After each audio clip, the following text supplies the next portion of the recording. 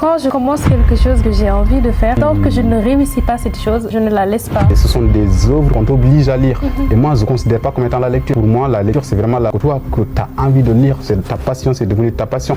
Ma passion pour la littérature, elle a commencé très très tôt avec ma mère, que quand j'avais 8 ans, elle me faisait lire Victor Hugo. Et la troisième chose que la lecture m'apporte, moi je dirais le savoir. Est-ce que tu as une fois découvert une partie de ton identité à travers un roman? Quelqu'un de passionné par tout ce qui est éloquence, la prise de parole en public. Quand tu es amené à faire des concours d'éloquence ou des débats, il faut que tu aies certaines informations. Et en lisant, tu as ces informations-là. Je me rappelle très bien que ma mère, elle me disait parce que j'ai envie de faire quelque chose, je le fais quoi. J'ai pas envie, je le fais pas. Est-ce que Rougiata est beaucoup plus intéressée par la littérature africaine ou française? Alors, moi je suis à cheval entre les deux. Si je t'avais posé cette question, tu vas me répondre ma maman. Donc, pour toi, quelle serait cette question-là? Moi je dirais, quelle est ta plus grande fan? Mon papa. C'est quoi la question? Ah, mon papa, c'est mon ange gardien. Mon père, c'est ma vie. Enfin, parler de wow. Parler de mon père, c'est... Je pense que l'amour entre un papa et sa fille, c'est vraiment inexplicable. Et ça me fait penser à Oldie Sow sur son œuvre La lumière des signes. Sur ce passage, il disait « Un papa, c'est une voix masculine qui rassure. Une fille ne peut être battante que vraiment si son père la sécurise. Dans chaque chose, il faut vraiment une source de motivation. » Exactement. Toi, ta source de motivation, c'est vraiment tes parents. Okay. Dans le sens où, à chaque fois que je vais au Mali, on va me dire « Ah, mais ça, c'est la Sénégalaise. » Les Sénégalais, ils vont me dire « T'es malienne », même dans des rigolades. Alors, mon vieux loup de mer, dis-moi, si au jour, je n'ai plus mon capitaine, que devrais-je faire?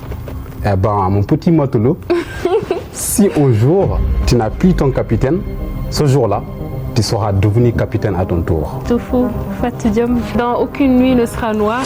Incroyable. Mais Fatou Diom, c'est de loin l'autrice que j'apprécie le plus. Okay. Dans sa façon de parler, dans sa façon d'écrire surtout. Fatou Diom, tous ses ouvrages de parlent. Après, celle qui attend, c'est Le ventre de l'Atlantique. On regarde. Ah, Le ventre de l'Atlantique. Une petite surprise pour toi, ouais.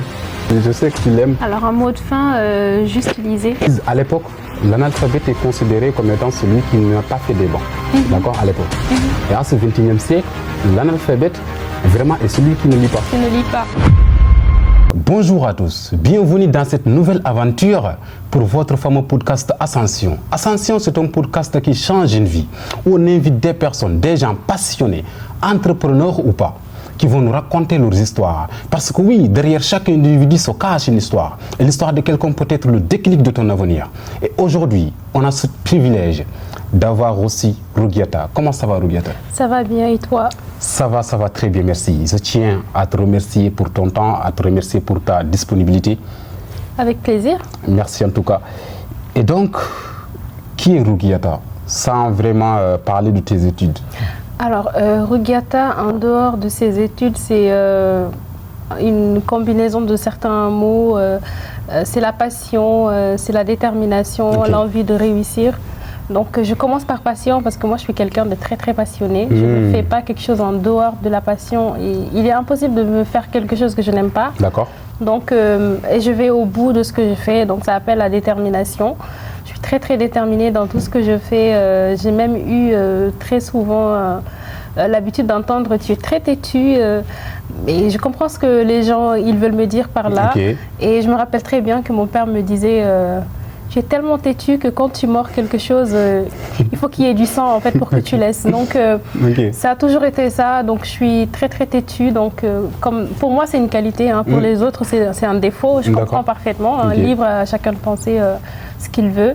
Et pour moi l'ensemble de tous ces éléments me pousse vraiment à avoir une certaine envie de réussir. Tout ce que j'entreprends, tout ce que je fais, il faut que je réussisse. Et je me rappelle très bien que j'ai souvent l'habitude de dire à mon entourage proche ou à des gens avec qui je travaille sur des projets que moi j'ai l'impression d'avoir une certaine pathologie, que quand je commence quelque chose que j'ai envie de faire, tant que je ne réussis pas cette chose, je ne la laisse pas. Incroyable. Je vais au bout et donc voilà, ça c'est un peu moi, quelqu'un qui aime travailler, passionné, qui aime découvrir d'autres choses, explorer, voilà. Incroyable, incroyable. C'est magnifique quand tu parles de passion, quand tu parles de détermination. Parce qu'en fait, il faut savoir que ce podcast, on parle de développement personnel, on parle de parcours, on parle de détermination, on parle de passion. Du coup, ça fait l'occasion. Alors, Rougiata, avant de venir ici en France, Qui était ce Rugiata-là? Alors, Rugiata, avant de venir en France, je pense que j'ai toujours été cette personne-là, très passionnée, qui sait regarder devant soi. C'est-à-dire que quand j'ai un objectif dedans, devant moi plutôt, je vais suivre cet objectif-là jusqu'à ce que je réussisse. D'accord. Et j'ai toujours été dans mon petit monde. Je ne sortais pas, hein, j'étais toujours chez moi. Je pense que quand on me voyait, c'était vraiment sur les rues de l'école. Moi, c'était la maison, la bibliothèque, chez moi, tout le temps. Et je pense que j'ai toujours été, j'ai très souvent été en hibernation, hein, parce que je passais toute ma vie à lire.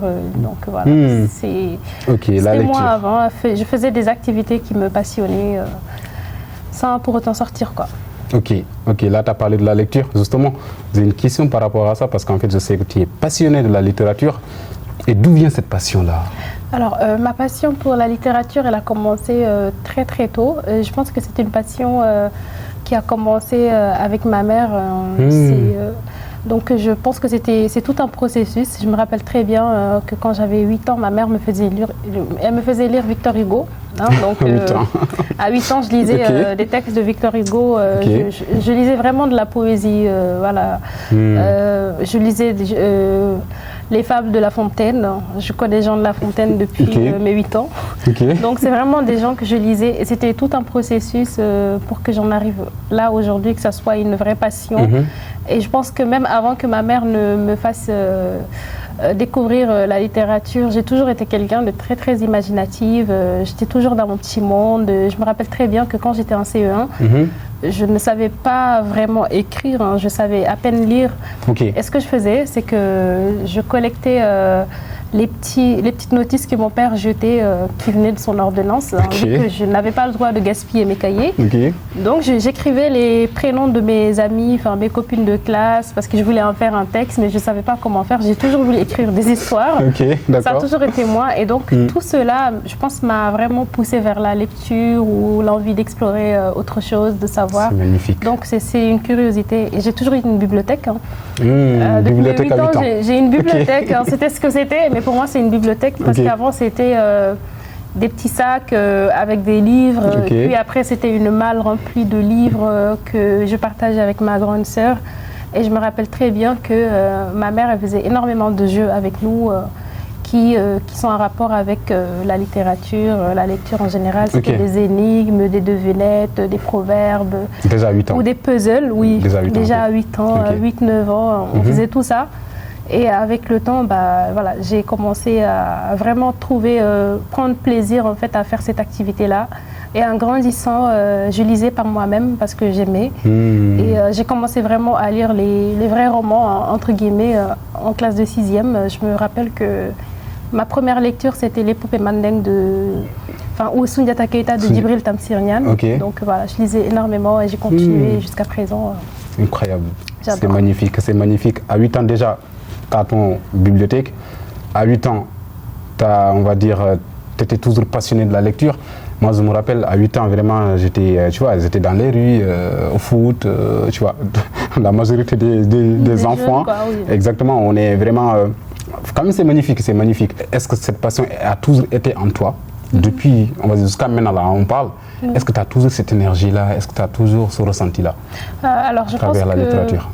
Pardon, je suis désolée de te couper, parce que c'est, comme je le dis, c'est vraiment mon monde que tu touches, donc je ne te laisse même pas finir ta phrase. Par rapport à cette passion, je pense que c'est quelque chose qui me suit depuis l'enfance, qui grandit en moi chaque jour de plus, et je pense que c'est quelque chose qui ne regresse pas. C'est-à-dire qu'avec le temps, plus tu grandis, que tu acquiers de la maturité, plus tu as envie d'aller de l'avant, d'explorer encore plus. Avant, je lisais des bandes dessinées, même si aujourd'hui je le fais encore. Hein. C'était un secret que je n'étais pas censée dévoiler au grand jour. Hein, mais génial, hein, bravo à moi. Je l'ai dit. Voilà, je lis encore des bandes dessinées. Et, mais je lis quand même de la vraie littérature. Je lis des romans, de la poésie, du théâtre. Hein. Je lis du théâtre parce que j'adore le théâtre. Et je lis aussi des ouvrages scientifiques qui me permettent de faire des recherches, d'en savoir beaucoup plus sur le monde et voilà. Intéressant. Sur des choses qui me passionnent, quoi, sur l'écologie par exemple. C'est intéressant. Très honnêtement, c'est intéressant. Et la lecture. Bon, là, on a parlé vraiment de la littérature en général, pas beaucoup plus, on va dire, la lecture, mais là maintenant, focalisons sur la lecture. Qu'est-ce que la lecture peut t'apporter? Vraiment, que tu en bénéficies et ça, là, tu sais que ça, vraiment, ça m'aide dans ma vie au quotidien. C'est quoi? La lecture, ce que ça m'apporte, moi, je l'ai toujours dit, la lecture, ça m'apporte beaucoup de choses. Déjà, ça m'apporte la paix. La paix, ok. Parce que moi, je suis quelqu'un, je suis trop dans mon monde, beaucoup trop même, je dirais. Okay. Je suis très souvent chez moi, je lis, je ne sors pas beaucoup, enfin, même si je sors, mais en fait, je suis très, très ancrée dans ce monde-là. Okay. J'arrive pas trop à sortir de ça. Okay. Et pour moi, la lecture, ça m'apaise. Je fais des lectures selon mes humeurs. D'accord. Parfois, je me lève juste, je regarde ma bibliothèque, je me dis là, mais aujourd'hui, j'ai juste envie de lire un truc triste. Je pense que ça doit être un truc de femme. Hein. Ok. C'est une folie. Histoire, fiction et tout ça. Okay. Fiction, ou juste, je me dis, j'ai envie de lire un truc triste parce que j'ai envie de pleurer. Donc, incroyable. Je commence à fouiller dans ma bibliothèque. Je vais aller trouver un livre de Véronique Olmy qui va me faire un peu chialer. Donc je le lis, ou j'ai envie de lire quelque chose de drôle. Je vais lire un Diadier Dembélé qui a un style très parlé, qui te fait énormément rire, ou voilà, tu as envie de quelque chose qui apaise ou qui t'apprend des choses. Par exemple, parfois j'ai juste envie de me renseigner sur certaines choses. Je vais aller lire un certain Magueye Touré qui va m'expliquer un peu, par exemple, le génocide du Congo, parce qu'il parle d'un génocide, même si c'est pas vraiment le même, mais ça s'y rapproche. Donc c'est vraiment, en fait, je lis selon mes humeurs et ça m'apaise un peu. Est-ce que aussi la lecture m'apporte, la deuxième chose que ça m'apporte, c'est vraiment le sens de l'écoute. Le sens de l'écoute. Alors je m'explique. Moi, je suis quelqu'un, j'adore lire. Oui. Hein, ça, tout le monde le sait. Je pense que pas besoin de répéter. Et à chaque fois que je lis, je fais très souvent des lectures silencieuses. C'est-à-dire que dans ces lectures silencieuses-là, je suis appelée à écouter chaque personnage d'un roman. Parce que pour moi, quand tu lis un roman et que tu le finis et qu'après, tu n'es pas en mesure de savoir le ressenti de chaque personnage, c'est que tu n'as pas fait une vraie lecture. Je suis d'accord. Donc, ce que moi je fais dans ces lectures-là, c'est de voir chaque personnage, son ressenti ou des pavés de dialogue que je vais revoir, que je vais vraiment redécouvrir, hein, parce que c'est des choses que je vois dans la vie de tous les jours. Mais en relisant, je me dis, ah, mais ça existe, ou ça, c'est... ça existe dans la vraie vie, mais je ne le voyais pas de cet œil-là, ou je ne le comprenais pas. Donc là, je comprends plus et ça me permet d'écouter chaque personnage. C'est comme si je pouvais leur apporter quelque chose, même si c'est juste des personnages. Vraiment, tu le ressens, en fait. Je le ressens. Pour moi, ce n'est pas juste des personnages. C'est vraiment c'est des personnes déguisées en personnages, hein, parce que c'est des choses qui existent dans la vie. L'imagination, tu imagines vraiment voilà, ça chaque existe. Passage. Exactement. Ça existe. Parce que Fatou Diom t'écrit Celles qui attendent. Tu vas rentrer dans Celles qui attendent, tu vas voir l'histoire de Kumba, tu vas dire, ah mais moi, c'est pas que les parents sérères qui vivent ça, hein, parce que tu vas aller chez les Peuls, ça existe. C'est pareil, oui. Des gens qui vont aller à l'étranger, laisser leur maman ou leur femme pendant des années et qui reviennent. Donc, elles sont celles qui attendent, elles sont constamment dans l'attente, quand est-ce qu'il va revenir. Donc, toute cette douleur-là, toute cette tristesse-là, ça n'existe pas que chez les serreurs, par exemple, ça existe chez nous aussi. Chez nous aussi, oui. C'est vraiment des choses que tu apprends énormément. Et la troisième chose que la lecture m'apporte, moi, je dirais le savoir. Le savoir, ok. Oui, le savoir, parce que la lecture... il existe différents types de lecture, ça dépend de ce que tu lis. Les ouvrages scientifiques, par exemple, quand tu te mets à les lire, moi je suis quelqu'un de passionné par tout ce qui est éloquence, la prise de parole en public. Donc quand tu es amené à faire des concours d'éloquence ou des débats, il faut que tu aies certaines informations. Intéressant. Et en lisant, tu as ces informations-là. Donc pour moi, ça apporte le savoir. Voilà. C'est intéressant. C'est vraiment magnifique, c'est magnifique, parce que là, si on parle de lecture, là déjà, je pense que tu m'as donné juste une idée pour faire comprendre aux gens que la lecture, parce que je pensais même, c'est à l'époque, en ce moment-là, je ne sais pas, même s'il existe des gens qui pensent à ça, en disant que ouais, la lecture est faite vraiment que pour les littéraires, etc. etc. Bah, du coup, je pense que ça s'est révolu. D'accord, la lecture est là pour tout le monde, on a tous besoin de la lecture. Là, tu as parlé de la prise de parole en public, tu as parlé de la communication, tu as parlé de... Moi, je me rappelle, je ne sais pas si je t'avais dit ça, mais toi, tu as commencé à lire à l'âge de 8 ans. Moi, j'ai commencé à lire vraiment à l'âge de 21 ans, quoi. C'était en 2021 que j'ai commencé à lire, tu vois. Et donc, après, on va dire au lycée, au collège, je lisais, mais pas... Vraiment, c'était pas mon avis. C'était pas mon avis. Ce sont des œuvres qu'on t'oblige à lire. Et moi, je ne considère pas comme étant la lecture, tu vois. Pour moi, la lecture, c'est vraiment la lecture que toi, que tu as envie de lire. C'est ta passion, c'est devenu ta passion. Et je me rappelle, à mes 21 ans, du coup, je réfléchissais à tout ce que je veux être, tu vois. Tout ce que je veux faire dans ma vie.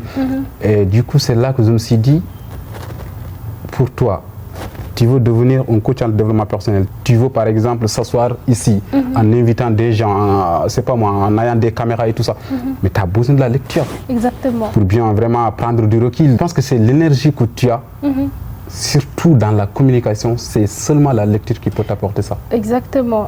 Et moi, je pense que c'est vraiment un cliché de dire que la littérature est faite pour les littéraires, parce que moi, je suis la preuve vivante qu'il ne faut pas faire des études en littérature pour lire. Ouais. Moi, je fais des études en communication et ça n'a rien à voir. Les gens ont tendance à dire « Ah, tu fais de la com, tu fais des prises de parole ou tu lis des livres ». Ben non, je lis des livres, mais des livres scientifiques qui sont en rapport avec mon domaine d'études, comme toutes les autres, comme tous les autres domaines d'études, je voulais dire. Ouais. Donc, après aussi, par rapport aux lectures imposées, je pense que c'est quand même très dommage, parce que je me rappelle très bien que quand on était au lycée, on n'était que 3 dans la classe à lire, mes copines et moi, parce on vivait dans le même monde, on partageait les mêmes passions.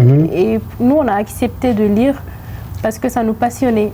Et pour quelqu'un qui n'a pas vraiment cette passion-là, c'est très très dur pour cette personne de se mettre à lire quelque chose qui lui a été imposé. Mais si tu choisis, par exemple, comme toi, qui aspire à être coach en développement personnel, qui demain veut réussir dans ce monde-là, si tu commences à lire des ouvrages, c'est parce que tu sais que c'est quelque chose qui t'apporte des connaissances, qui te permettront d'avancer dans ce que tu aspires à être. Donc tu te mets à lire et tout ça, c'est une lecture choisie, par exemple. Donc on lit selon notre envie. Et moi, je suis quelqu'un, je l'ai dit au début, je ne fais pas quelque chose que je n'aime pas. Que je fais tout par passion, et si j'ai accepté les lectures imposées entre guillemets, c'est parce que j'adore la lecture. C'est intéressant. Donc, voilà. On t'impose dans quelque chose que tu aimes. Donc là, c'est magnifique. Je pense que c'est le plus important. Le plus important, c'est de comprendre toi ce que tu veux et qu'est-ce que la lecture t'apporte dans ce que tu veux. Tu vois. C'est, comme je t'ai dit, prise de parole en public, communication, etc., etc. Même le fait de conseiller les gens, bah, du coup, tu les conseilles, oui, mais il faut connaître leurs histoires, il faut connaître leur parcours. Exactement. Et la manière dont tu dois conseiller cette personne-là, on le retrouve dans les livres, tu vois. Exactement. Et comme je t'avais dit la dernière fois, en fait, le développement personnel, c'est vraiment le pont entre les sciences et la littérature. Exactement. Le développement personnel, on peut dire, ouais, c'est dans la psychologie, et la psychologie, c'est dans les sciences humaines et sociales. Mais si on remonte un peu l'histoire, on va comprendre que ce développement personnel-là, ou bien même la psychologie, en fait, c'est vraiment la lecture, c'est vraiment la littérature. Exactement. On peut parler de science, mais c'est vraiment la littérature. C'est de la littérature. Donc, je pense que tout ce qu'on fait là, tout ce qu'on fait dans la vie est littérature. Oui, que ce soit philosophie, que ce soit tout ce qui s'inscrit aussi dans les sciences humaines et sociales, ça touche à la littérature. C'est ça. Il faut avoir une certaine revue de littérature, comme tu l'as dit tantôt. Si tu veux donner des conseils demain sur les réseaux sociaux, c'est vrai qu'il faut que ces conseils viennent de toi, mais il faut aussi que la manière, par exemple, l'emballage, la façon de les dire ou la façon de procéder, tu as énormément d'ouvrages en développement personnel qui te permettront de véhiculer ton message, pas forcément ce que tu vas dire, mais la manière dont tu vas dire. Exactement, pour convaincre la personne et tout. C'est très intéressant, c'est important. Alors maintenant, là, tu as parlé des réseaux sociaux. Aujourd'hui, on pense toujours aux réseaux sociaux. On parle tous les jours des réseaux sociaux. Ouais, pour apprendre, il faut les réseaux sociaux. Pour connaître telle ou telle chose, il faut les réseaux sociaux. Et donc toi, qu'est-ce que la littérature peut t'apporter que les réseaux sociaux ne peuvent pas t'apporter? Alors, je pense que je risque de me répéter, hein, comme tout à l'heure. Et pour moi, par rapport à ce que tu as dit, que les réseaux sociaux, voilà, comme quoi les réseaux sociaux sont là pour nous apprendre des choses, pour nous apporter des éléments, je suis tout à fait d'accord, hein, parce que je pense que les réseaux sociaux aujourd'hui, il existe énormément de formats qui sont proposés à travers les réseaux, les vidéos et tout, qui nous instruisent, qui nous permettent de nous instruire de façon très très élargie, qui nous permettent en fait d'apprendre davantage sur certaines choses. Ça, je n'en disconviens pas. Sauf que pour moi, ce que la littérature m'apporte, par exemple, le toucher du livre, voilà, l'idée de toucher le livre, d'aller chercher le savoir par moi-même. Parce que sur les réseaux, par exemple, si je vais aujourd'hui regarder une vidéo sur la géopolitique, je serais en train de regarder, c'est vrai que je me serais instruite, mais de façon plus rapide. Mais c'est vrai que je serais en train de regarder quelqu'un qui est allé chercher des informations sur un livre et qui est venu me l'expliquer, alors que j'aurais pu moi-même le faire. Et moi, l'envie de savoir par moi-même, par moi-même, c'est un peu trop dire, mais de voir à travers les livres, de faire des recherches, parce que moi j'adore la recherche. Donc j'ai toujours aimé les recherches. Intéressant. J'ai toujours été sur Wikipédia en train de chercher des choses depuis toute jeune. Donc je pense que le fait d'aller chercher ces choses-là, ça me fait quelque chose que je ne peux pas expliquer. Donc même si les réseaux sociaux c'est bien, quoi. Je préfère quand même le physique. Non, c'est intéressant, c'est intéressant. En parlant même de physique, je pense qu'il y a plusieurs manières, on va dire, de lire. Je ne sais pas si, après tu vas me dire, hein, c'est quoi vraiment ton point fort là-dessus. Par exemple, moi, parfois, tu n'as pas le temps de lire. Il y en a qui disent ça, parfois ils n'ont pas le temps. Pourquoi? Parce qu'ils voyagent beaucoup. Bon, si je parle de voyage, c'est vraiment, tu es en conduite, au volant, toujours au volant, donc tu ne peux pas prendre ton livre. Donc, par exemple, moi, personnellement, on va dire, j'écoute beaucoup plus les livres audio, tu vois, que de prendre un livre physique et de le lire. Donc toi, qu'est-ce que tu en penses de ça? Les livres audio ou bien même les podcasts, etc. Est-ce que tu as le même ressenti? Est-ce que c'est la même chose pour toi que de lire vraiment un livre physique comme ça? Alors, comme tu as dit, hein, il y a énormément de manières de lire et l'essentiel c'est de lire et d'avoir du savoir. Mais pour des adeptes de la littérature comme moi, c'est vrai que ça peut être un peu embêtant de toujours écouter des livres audio. Hein. Moi, je le fais très très rarement. Et aussi, ça dépend de ta manière de te concentrer, hein, de la force de concentration que tu as, parce qu'il y a des gens qui ont une très bonne mémoire auditive, d'autres une très bonne mémoire visuelle, hein, parce que moi j'ai les deux, mais je suis plus mémoire visuelle. Il faut que je vois la chose, que je touche, il me faut le toucher, il me faut aussi voir les choses et les assimiler dans ma tête petit à petit. Donc ça me déconcentre beaucoup trop vite, les livres audio parfois où je m'endors, je n'ai pas tout fini. Je pense que le seul livre audio que j'ai essayé d'écouter, c'était La Métamorphose de Franz Kafka, que je n'ai jamais fini d'écouter, parce que voilà, mais c'est quand même bien, l'essentiel c'est vraiment d'écouter, mais voilà, ça peut être embêtant. Même si on n'a pas le même ressenti, même si ce n'est pas du tout pareil, mais quand même, en fait, c'est pour des gens qui vont toujours chercher des excuses. Ouais, je lis pas parce que je voyage beaucoup, je lis pas parce que j'ai pas le temps, je lis pas. Il y a tellement, comme j'ai dit tantôt, en fait, il y a tellement de manières, de façons de lire que tu ne peux pas imaginer. Donc il ne faut pas chercher des excuses, il faut vraiment lire. Tout à fait. Et ça nous aide vraiment dans notre vie au quotidien. Tout à fait. Et même en dehors du fait que quand on voyage, voyage par exemple, parfois on peut ne pas être au volant. Dans les trains. Voilà, je parle des voyages où vraiment des longs voyages où tu n'es pas appelé à conduire, tu es dans le train. Tranquillement, quelqu'un qui conduit pour toi, je pense que c'est la meilleure façon de lire. Et moi, je pense que j'ai terminé des ouvrages dans le tramway en allant à la fac. C'est une manière très très rapide de lire, quoi. C'est ça. Tu sais, là, en parlant de ça, ça m'a fait réfléchir parce qu'en fait, avant, j'avais pas de voiture.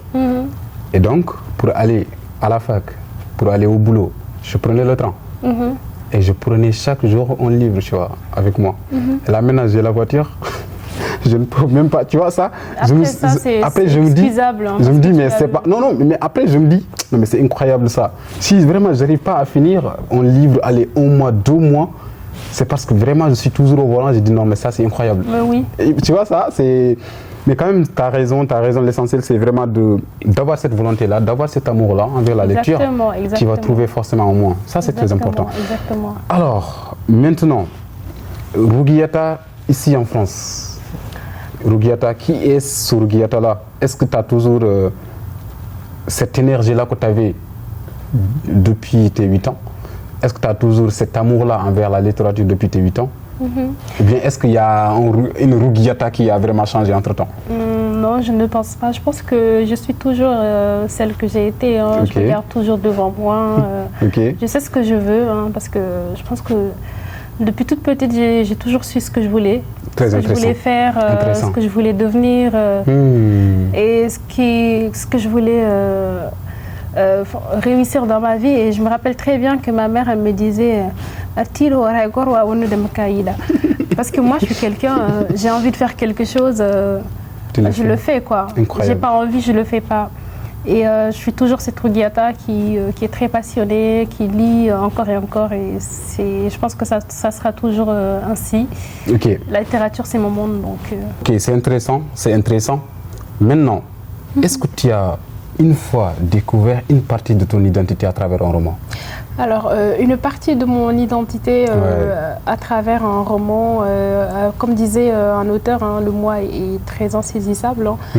Parfois, c'est dur de retrouver son identité dans la vie de tous les jours. Et alors, dans un roman, c'est un peu compliqué. Et moi, quand tu me parles d'identité, je pense notamment à 2 choses. Hein. Je pense à mes origines et je pense aussi à mon identité en tant que femme de lettres, entre guillemets. Intéressant. Alors, quand il s'agit de mon identité, pour parler de mon identité en tant que femme de lettres, je dirais que je pense que tous les jours de ma vie ou à chaque fois que je lis un ouvrage, je retrouve une partie de mon identité en tant que femme de lettres. Quand je vais lire une Fatou Diom, je vais lire un Bruno Cambe ou je vais lire une certaine Véronique Olmy, je vais retrouver ou une Djaïli Amadou Amal qui parle énormément sur beaucoup de choses. Donc ce sont des auteurs par exemple chez qui je retrouve une partie de mon identité, et je pense que même quand je lis un certain Balzac, un certain Flaubert, je vais retrouver une partie de mon identité. C'est vraiment pareil pour toi, les deux? Oui, c'est pareil parce que ça soit littérature africaine, française ou américaine, je parle d'identité dans le sens où on a toujours des points communs. Je crois que c'est comme s'il y avait un certain ange ou un certain maître dans le monde de la littérature qui est venu apporter une certaine touche, qui est venu saupoudrer un peu le pays de la littérature, hein, avec cette poudre magique-là qui fait que on a toujours un point culminant, un point commun qui fait qu'on se retrouve quelque part, que ce soit dans le style, dans les histoires, la façon d'écrire, parce qu'aujourd'hui je vais lire Bruno Cambe, je me dis mais ce serait vraiment un type de style que j'adopterais, quoi. Sa façon d'écrire, ou Fatou Diom qui fait des descriptions à l'image des tableaux. Moi je suis quelqu'un de très descriptive, hein. Je ne suis pas une autrice entre guillemets flemmarde. Quand j'explique quelque chose, j'explique à fond tout ce qui s'est passé de fond en comble. Fatou Diom, elle le fait. Je pense qu'elle est très, très, très, très dynamique dans sa façon d'écrire. Donc, c'est vraiment une identité que je retrouve là. Et par rapport à mes origines aussi, tout à l'heure, je disais que je lis des auteurs comme Djaïli Amadou Amal, qui est Peul, qui raconte la culture Peul, ce qui se passe vraiment, voilà, que ce soit les mariages ou beaucoup de choses. Hein. Donc, tu retrouves une certaine identité de cette culture-là à travers, en fait, le roman où je vais lire demain un certain Impateba qui parle beaucoup de la culture Peul. Donc ça m'apprend énormément de choses que je ne savais peut-être pas dans ma culture. Et également, voilà, il y a énormément de choses en fait que peut-être je vais évoquer ultérieurement. Mais qui m'apprennent, même par rapport à mes origines. C'est vrai que moi j'ai 2 origines différentes. Sénégalaise et quoi? Sénégalaise et malienne. Ok, d'accord. Et ça fait que il y a eu des fois où j'ai eu une certaine petite crise identitaire. C'est peut-être un peu trop dire, mais moi je l'ai senti comme ça ou je l'ai vécu comme ça. D'accord. Okay. Dans le sens où à chaque fois que je vais au Mali, on va me dire ah mais ça c'est la sénégalaise. Et quand je vais au Sénégal, même ici en France, hein, je rencontre des Sénégalais et ils vont me dire t'es malienne, même dans des rigolades, des blagues et tout. Ça fait en sorte que tu as une certaine crise identitaire et depuis toute petite en fait. Pour moi, c'est une richesse. Hein. Oui, c'est une richesse culturelle. Et il y a énormément d'auteurs qui vont parler sur ça, qui vont dire ah mais t'es là ou t'es pas là. Du coup, tu es en train de chercher. Je pense que l'humain recherche son identité éternellement. Il faut toujours qu'on cherche notre place quelque part, hein, comme Fatou Diom l'explique dans ses ouvrages. Intéressant, c'est très intéressant. C'est magnifique. Et là, tu as parlé de Balzac, tu as parlé, on va dire, Amadou Hampâté-Bâ, Fatou Diom, etc. Donc là, ça me fait réfléchir. Est-ce que Rougiaté est beaucoup plus intéressé par la littérature africaine ou française? Alors, moi, je suis à cheval entre les deux littératures. Okay. Je suis à cheval parce que déjà, avant de commencer la littérature africaine, il faut savoir que moi, mes lectures ont vraiment commencé avec la littérature française. D'accord. Okay. Peut-être que je n'avais pas dans mon entourage quelqu'un qui me fasse découvrir de la littérature africaine. Donc, il faut savoir que très tôt, je lisais La Fontaine, Victor Hugo, des auteurs comme ça. C'est après, peut-être en 6e, j'ai commencé à lire Djibril Tamsir Niane avec l'épopée Mandeng, ou Soundiata Keita. Donc, avec le temps, j'ai commencé à voir un peu de littérature africaine, mais j'étais vraiment très ancrée sur les classiques françaises, comme par exemple les Honoré de Balzac, Gustave Flaubert, qui est un auteur que j'aime beaucoup. Okay. Donc, j'explorais, je faisais des recherches sur Zola. Et au lycée aussi, on nous faisait des lectures imposées, c'est-à-dire qu'on nous disait ça c'est le programme, il faut lire ça, il faut lire ça. Donc, avec le temps, tu commences vraiment à lire que ça. Okay. Après, c'est vrai qu'il y a eu des ouvrages africains, beaucoup, dans le programme et tout. J'ai commencé à lire, mais avec le recul, je me suis rendu compte qu'il fallait que je me ressource sur la littérature africaine. Ouais, et donc actuellement, ce que je fais, je pense que ma bibliothèque est remplie de littérature africaine. Ah oui. La plupart des ouvrages que j'ai, c'est que de la littérature. Pourquoi je t'ai posé cette question? Parce qu'en fait, moi j'ai remarqué vraiment ça en toi, tu vois. J'ai remarqué à chaque fois tu me montres des œuvres africaines, à chaque fois je dis mais attends, elle là, c'est quoi ce truc? Allez, après, je ne vais pas te poser cette question-là, mais voilà, j'attendais ce jour-là, aujourd'hui, vraiment pour te poser cette question. Donc, toi, tu es vraiment entre les deux, quoi. Je suis entre les deux. Enfin, moi, je suis quelqu'un, j'aime avoir une certaine ouverture d'esprit. Très intéressant. C'est pour cela que je lis un peu de tout. Je lis de la littérature africaine, française, américaine, un peu de tout. Très intéressant. Parfois, je suis vraiment dans la littérature anglaise, parce que la littérature américaine est très riche dans tout ce qui est... parce qu'ils font énormément de thrillers. Et c'est une forme de roman que j'adore. Donc les romans policiers, c'est eux les adeptes. Ils ont par exemple Mary Higgins Clark qui est appelée la reine du suspense. Donc moi je lis Mary Higgins Clark. Et je lis énormément de... Voilà. Mais maintenant vraiment parce que j'ai envie demain d'écrire des ouvrages, parce que j'écris beaucoup et je me dis qu'il me faut une certaine revue de littérature, par exemple africaine. C'est vrai que je n'écris pas forcément la même chose que eux, mais ça m'intéresse quand même de savoir ce qui a été fait avant moi pour peut-être ne pas avoir une certaine répétition ou pour voir où en étaient leurs travaux, où en est encore leurs travaux, quoi. Ouais. Donc voilà. Intéressant, c'est très important ce que tu dis. Maintenant, on va passer au petit jeu que j'ai prévu là tout à l'heure. Alors, le jeu c'est quoi? Je te donne la réponse et tu me donnes la question. Bon, ça peut avoir vraiment plusieurs questions, mais après tu vas me dire, c'est vraiment la question, d'accord? Une question adéquate par rapport à cette réponse-là. Ça me stresse un peu. Non. Parce que je ne sais pas. Non, mais c'est assez simple, d'accord? J'aime bien les défis, mais là... La réponse, c'est quoi? Par exemple, si vraiment je t'avais posé cette question-là, tu vas répondre « Ma maman ». C'est quoi la question? Ah, si... Si je t'avais posé cette question, tu vas me répondre « Ma maman ». Juste « Ma maman ». Donc, pour toi, quelle serait cette question-là? Ben, moi, je dirais, quelle est ta plus grande fan? Ok. Quelle est ta meilleure amie, quoi? Quelle est ta meilleure amie, ta plus grande fan et pour qui tu travailles autant? Moi, je dirais ma mère. Incroyable. Donc, c'est quoi la relation entre toi et ta maman? Ma relation entre moi et ma maman, c'est waouh. C'est une relation très très saine, très amicale. Ma mère, c'est ma meilleure amie. D'accord. On se parle énormément, on discute beaucoup. C'est quelqu'un qui m'a toujours accompagnée. Je me rappelle très bien que quand on était au pays, enfin quand on était au Sénégal, dans notre village, et qu'il y avait des événements à l'école, il n'y avait pas forcément les parents d'élèves, mais elle venait. Elle venait, parfois je lui disais, mais viens pas dans mon école, je complexais, quoi, tu vois.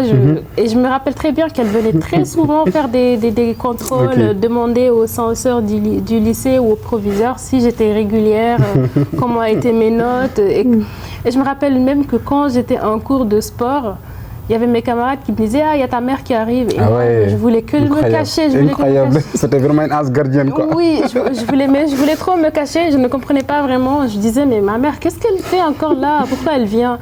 Mais avec le temps, j'ai envie aujourd'hui qu'elle vienne dans ma fac, quoi. C'est intéressant. Et parce que c'est quelqu'un... demain, j'ai besoin d'un livre. Ma mère, elle n'hésite pas, quoi. Elle n'attend pas que je lui demande un livre. C'est intéressant. Elle m'a acheté des annales depuis que j'étais en CE2. Intéressant. Des annales. J'avais le Larousse alors que j'étais en CM1. Intéressant. Donc, c'est quelqu'un qui a toujours voulu que j'avance. À chaque fois que je lui dis, maman, demain je fais une vidéo TikTok, elle me dit, ah ouais, tu me montres après. Je vais voir. Maman, je fais un live TikTok. Elle a installé TikTok pour moi. Oh, incroyable, c'est magnifique. Demain, je fais un live TikTok. Elle me dit, ah ouais, n'oublie pas de me partager les liens pour que je vois ce que tu fais. Parce qu'elle sait que je partage ma passion. C'est magnifique. Donc, ma mère, je pourrais tellement en dire des choses sur elle que voilà. Intéressant, intéressant. On va continuer le jeu. Tu es prête? Oui, si c'est pas autant stressant. Alors, cette fois-ci, la réponse est mon papa. C'est quoi la question? Ah, mon papa, c'est mon ange gardien. Alors, la question, ce serait qui est vraiment ton meilleur ami? Là, vraiment, pour parler de meilleur ami, je pense que je dirais mon père sans hésiter, quoi. Mon père, c'est ma vie. Enfin, parler de wow. Parler de mon père, c'est... Mon père, c'est un tout. C'est la personne que j'aime le plus au monde. C'est mon meilleur ami. C'est quelqu'un déjà qui n'a jamais fait des études, mais qui m'a toujours soutenue. Et je me rappelle même que parfois j'écrivais à côté de lui, je lui expliquais des projets, parce que j'avais 40 000 projets à chaque fois que je me réveillais. À chaque fois que je me réveillais, j'avais 40 000 projets. Je lui disais, mais en fait papa, tu sais, je vais écrire un livre, et avant je ne connaissais pas les étapes de l'édition. Et je lui disais, en fait, je vais voir un ordinateur, comme ça je vais écrire, et je vais imprimer, je vais publier, donner à tout le monde dans le village. J'étais au collège, quoi. Il me disait, ah oui, comment ça va se faire et tout. Et il m'écoutait avec beaucoup de concentration. Et magnifique. Mon père, c'est waouh. C'est magnifique. C'est vraiment l'importance. C'est ma muse, quoi. Ouais, il m'inspire. Il t'inspire beaucoup. C'est ça, ok. Il te manque aussi, c'est ça? Énormément. Ok. Bah, c'est ça, en fait, c'est vraiment l'amour d'homme-papa. Surtout vis-à-vis de, on va dire, de sa fille, tu vois. Parce qu'en fait, ouais, les parents sont là pour tous ces enfants, mais je pense que l'amour entre un papa et sa fille, c'est vraiment incroyable. C'est inexplicable. C'est inexplicable parce qu'en fait, ça me fait penser à Oldie Sow sur son œuvre La lumière d'Issine, où il disait, sur ce passage, il disait, un papa, c'est une voix masculine qui rassure. Ouais. C'est une mère qui sécurise. Une fille ne peut être battante que vraiment si son père la sécurise, tu vois. Exactement. Pourquoi j'ai vraiment fait ce petit jeu? Je sais, tu vois, je sais ton amour, je sais ta relation avec tes parents. C'est pour cela que j'ai dit, attends, je vais l'embêter un tout petit peu, tu vois. Mais oui, je comprends parfaitement. Mais pas pour te piéger, quoi. Mais non, je comprends parfaitement. Okay. Mes parents, c'est... Ouais, c'est très intéressant. C'est toute ma vie, quoi. Moi, tout ce que je fais aujourd'hui, parfois, même quand j'ai envie d'abandonner ou quand il me vient vraiment l'envie de tout lâcher, de me dire, ah, mais je suis épuisée, je suis fatiguée, je pense à mes parents et je vais aller jusqu'au bout. Intéressant. Parce que c'est des gens qui m'ont toujours qui m'ont toujours encouragée en me lançant quelquefois des défis. Parce que mes parents aussi, parfois ils me disaient mais t'es têtu et tout, du coup tu vas y aller jusqu'au bout. Ma mère elle me dit ça et quand je pense à ça, je me dis ma mère, si j'abandonne ça, elle ne va pas être contente. Elle penserait que moi je vais aller jusqu'au bout. Elle serait convaincue que je vais aller au bout de cette chose-là. Donc, je vais aller au bout de cette chose. Ça, c'est intéressant. Ça, c'est intéressant. Dans chaque chose, il faut vraiment une source de motivation. Exactement. Toi, ta source de motivation, c'est vraiment tes parents. Mes parents. Tu vois, je fais ça parce qu'il y a ça. Tu vois, je fais ça pour aider mes proches. Je fais ça. En fait, il faut trouver le pourquoi. Le pourquoi, c'est très important. Pourquoi tu le fais? Tu vois, même si tu as envie de vraiment de lâcher prise, tu vas te dire, non mais attends, si je lâche prise, il y a ceci, il y a cela. Exactement. Et ça, c'est le pourquoi, c'est très important. Et parfois, c'est un réel défi. C'est un réel défi quand on y pense et qu'on se dit, en fait, ma mère, elle est si fière de moi qu'elle se serait dit que je vais réussir à ça. Donc, pourquoi pas, pourquoi je vais pas essayer, pourquoi je vais pas aller au bout. C'est le pourquoi fort, en fait. Il faut trouver le pourquoi fort. Exactement. Après, le comment, ça vient après. Ça, c'est intéressant. Donc, on va continuer le petit jeu. Ça va finir sur ça. Alors, là, je vais te donner, on va dire, un petit passage. Tu vas me dire, c'est qui l'auteur et c'est dans quelle œuvre. D'accord? Parce que tu sais, il y a des auteurs qu'on lit. Non, pas de stress, pas de stress, t'inquiète pas. Parce que je suis une grande lectrice, mais bon. Ça va te parler, c'est sûr et certain. Moi, j'ai peur. S'il te plaît, laisse-moi terminer, d'accord? Ok, vas-y. Le passage là, laisse-moi le terminer. Ok, vas-y. Parce que tu sais, il y a des auteurs qu'on lit, mais il y a beaucoup plus, on va dire, de ceux qui nous parlent. On lit presque 1000 œuvres, mais parmi ces 1000 œuvres-là, vraiment, il y a des auteurs qui nous parlent plus. D'accord? Et dis-moi maintenant, c'est quoi c'est qui l'auteur de ce passage? Ce passage, c'est alors, mon vieux loup de mer, dis-moi, si un jour je n'ai plus mon capitaine, que devrais-je faire? Eh bien, mon petit matelot, si un jour tu n'as plus ton capitaine, ce jour-là, tu seras devenu capitaine à ton tour. Tout fou, Fatou Diom. Fatou Diom, le petit matelot de Mam Korma. En fait, déjà que quand... C'est Fatou Diom, c'est sûr, ouais, c'est Fatou Diom. Bien sûr. C'est dans quelle œuvre? C'est dans Aucune nuit ne sera noire. Incroyable. Dès que tu me réveilles, même si tu me réveilles à 6h du matin, je saurai d'où vient ce passage, parce que il n'y a que Mam Korma pour être capitaine et il n'y a que Fatou Diom pour être un petit matelot aussi proche de son capitaine. Pourquoi je t'ai raconté ça? Parce que je sais ton amour envers Fatou Diom. Et maintenant, si vraiment on t'avait donné, on va dire, 30 minutes dans un café, toi avec Fatou Diom, quelle serait ta question, ta première question? Ma première question pour Fatou Diom, déjà, comment elle fait pour autant décrire en fait? Pour autant décrire, ok. Ouais, parce qu'elle fait des... Fatou Diom, c'est la reine des descriptions. Tout à l'heure, j'ai dit Marie Ginsclark, c'est la reine du suspense. Fatou Diom, c'est la reine des descriptions. Quand tu lis ses ouvrages, tu te régales. C'est pas une autrice flemmarde, entre guillemets. C'est vraiment une autrice très, très dynamique qui va au bout de ce qu'elle écrit, qui t'explique de fond en comble ce qui se passe. Tu lis aujourd'hui Celles qui attendent, tu es régalé, tu lis Le ventre de l'Atlantique, tu te demandes en fait... Tu te dis, mais c'est vraiment très très compliqué, l'immigration clandestine, tout ce que tu lis de Fatou Diom, tu seras régalé. Tu as l'impression que tu as un tableau, parce qu'elle te fait carrément un dessin par rapport en ce qui concerne ses descriptions, quoi. Ok, donc Fatou Diom, c'est ta personne préférée et tout. Ouais, dans la littérature, c'est vraiment... Il y a beaucoup d'auteurs que je lis, par exemple, que j'adore et dont leurs ouvrages m'ont énormément touchée. Mais Fatou Diom, c'est de loin l'autrice que j'apprécie le plus, dans sa façon de parler, dans sa façon d'écrire surtout. Parce que moi, il faut savoir que je lis les histoires, mais je me concentre, on va dire, si c'est à 100% la lecture, moi, à 80%, c'est le style qui m'intéresse. Parfois, c'est vrai que l'histoire me touche énormément. Parce que Celles qui attendent de Fatou Diom, c'est une histoire qui me touchera toujours. Mais la façon dont ça a été écrit, le message, la manière de véhiculer le message, c'est quelque chose qui me touche beaucoup. Et c'est d'ailleurs pourquoi il y a énormément d'ouvrages qui m'ont bouleversée. Mais il en existe un, par exemple... C'est intéressant. Qui m'a bouleversée. C'est pas un ouvrage de Fatou Diom, par contre. Ok, d'accord. C'est un ouvrage de Mbougar. Mohamed Mbougar, ça. C'est la plus secrète mémoire des hommes. Parce qu'il faut savoir que j'essaie aussi de faire de la vraie littérature, de lire de la vraie littérature. Quelquefois, il faut aussi explorer d'autres écrivains. Et Mohamed Mbougar, ça m'a... Tu sais pourquoi ça m'a bouleversé son roman? Dis-moi, déjà, c'est le style. Il y a énormément de facteurs. Le style, auparavant, je n'avais jamais lu un ouvrage de ce genre. Je n'avais jamais lu et je pense que c'est ma meilleure lecture de toute ma carrière de lectrice. C'est la meilleure lecture que j'ai faite. Tout simplement parce que voilà, je ne connaissais pas la mise en abîme avant, le fait de parler d'un ouvrage dans un autre ouvrage. D'accord. Et je pense que c'est ça qui a fait qu'il a gagné le prix Goncourt. Et aussi, il y a énormément de mystères dans ce roman.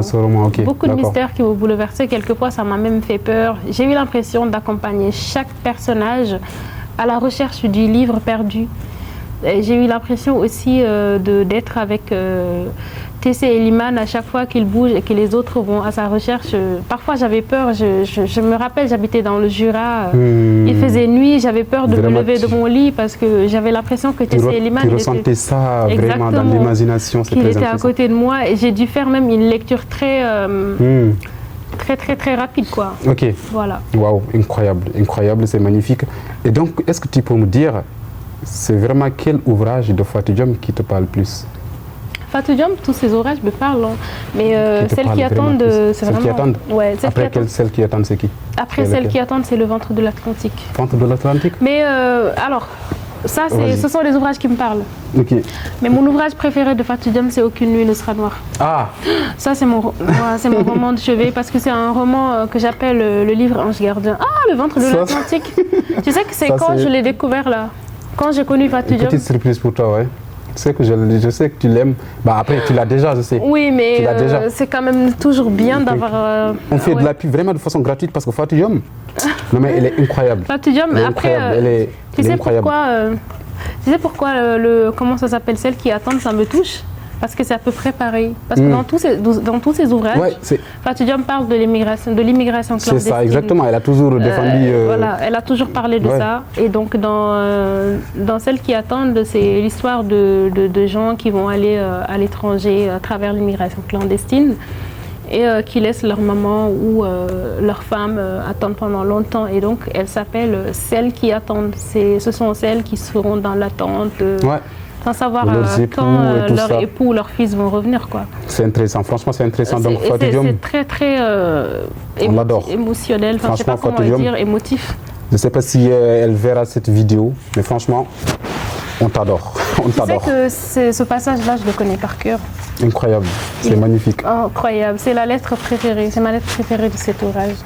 J'aurais dû prendre une photo comme ça, je te lis le passage et tu vas me dire c'est quel ouvrage et tout. Mais oui, c'est vrai. Mais t'inquiète pas.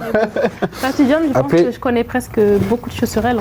Intéressant, c'est intéressant. Non, je sais, c'est vraiment ton mentor. Parce qu'on dit de tous les jours même, tu vois, dans la vie, dans cette vie, surtout aujourd'hui, à ce 21e siècle, il faut toujours, ce qui marche le plus, il faut toujours avoir un mentor. Dans notre vie au quotidien. Exactement. Que ce soit tes parents ou même une autre personne, un mentor. Exactement. Comme ça, en fait, tout ce que tu fais, vraiment surtout de bonnes choses, tu vas regarder derrière toi, tu vas regarder à travers ce mentor-là, tu vas dire, ok, est-ce que ce mentor-là faisait ça? Est-ce qu'il faisait ceci, il faisait cela? Tu vois? Et même toi, surtout dans ce que tu aimes, la littérature, la lecture, et je pense que Fatou Diom, non, tu ne peux pas trouver une autre personne plus que Fatou Diom. C'est une icône, Fatou Diom. C'est ça, c'est une icône, exactement. Donc franchement, alors là on arrive maintenant à la fin de ce podcast. Est-ce que tu avais un mot de fin? Alors un mot de fin, juste lisez. Lisez. Lisez, bon, c'est peut-être très court, mais je pense que c'est un message, parce que je pense que ma génération, parfois je me sens un peu vieille à lire. Non. Enfin, c'est vrai, je sais que je ne suis pas vieille, mais par rapport à aux gens de ma génération, ok, d'accord. Je me sens un peu vieille à lire des classiques français ou des classiques africains. Comment expliquer? Non, mais c'est la lecture en fait. De toute façon, c'est la lecture. En fait, tout comme on avait dit tout à l'heure, tu vois, la lecture, y a une chose. Toi, tu sais ce que tu aimes. Et dans tout ce que tu aimes, il y aura toujours un livre à côté. Tu vois, exactement. qui parle de ce que tu aimes. Bien sûr, Donc, l'important, c'est de trouver ce que tu aimes. Et à travers la lecture, comment tu fais vraiment pour que les deux soient alignés, pour que les deux se rejoignent. Exactement. C'est ça. Après, je disais que je me sens vieille parce que je pense que des gens de ma génération auraient préféré regarder une vidéo sur Internet pour s'instruire, alors que moi, je suis encore dans les livres comme à l'ancienne, quoi. Et pour moi, je pense que rien ne peut remplacer un livre, rien. Très intéressant. Voilà. Très je connais même un ouvrage qui s'appelle L'écrivain de la famille. Et c'est un ouvrage qui m'a beaucoup parlé. Enfin, je l'avais, mais je ne l'ai plus. Et c'est quelque chose, déjà, tu vois le titre, ça t'inspire énormément de choses. Tu dis, ah, mais ça doit être vraiment le lecteur de la famille, quoi. La personne qui ne fait que de lire et tout. C'est très intéressant, très intéressant. Tu sais, même, il y en a qui disent, à l'époque, l'analphabète est considéré comme étant celui qui n'a pas fait des bancs, d'accord, à l'époque. Et à ce 21e siècle, l'analphabète, vraiment, est celui qui ne lit pas. Qui ne lit pas, exactement. Donc ça, c'est très intéressant. Donc lisez. Donc lisez, les gars. En tout cas, merci beaucoup. Vous ne regrettez, en tout cas, n'allez pas regretter. Merci, c'est très intéressant. Merci d'avoir répondu présente. Franchement, ça nous fait plaisir. Ça fait plaisir à la communauté qui nous suit. Et donc, un petit message, une petite annonce. Si vous n'avez pas encore lu ce livre, comme elle a dit tout à l'heure, lisez. Et dans ce que vous aimez, et surtout ce qui vous donne du sens dans votre vie au quotidien. Si vous êtes étudiant étranger, ou bien si vous avez été étudiant, ou même ceux qui sont en Afrique, qui ont cette ambition-là d'aller à l'étranger pour étudier, bah, ce livre est fait pour vous. D'accord? C'est Étudiant étranger, mon histoire. Peut-être ton histoire de Hamidou Seck. C'est moi, d'accord? Donc il faut vraiment l'acheter. Il faut l'acheter. Il est disponible sur Amazon, il est disponible sur Sunyuteki, pour ceux qui sont en Afrique et qui veulent acheter soit par Wave, par Orange Money, etc. Bah, Sunyuteki, on va mettre les liens dans la description. N'hésitez pas, allez-y, commandez le livre. Si vous êtes en Guinée, au Sénégal, au Mali, c'est bientôt, livraison gratuite. Ici en Île-de-France, livraison gratuite. Donc le livre est à votre portée. Il faut le lire. Donc lisez. Donc lisez. Merci beaucoup, Rougiata. Merci à toi. Merci pour cette invitation. Merci de m'avoir permis de parler un peu de ma passion. Et puis voilà, c'est toujours un plaisir. C'est normal. Plaisir partagé. Et à la prochaine avec une autre personne qui va nous raconter son histoire, qui va nous parler de sa passion. Merci à tous.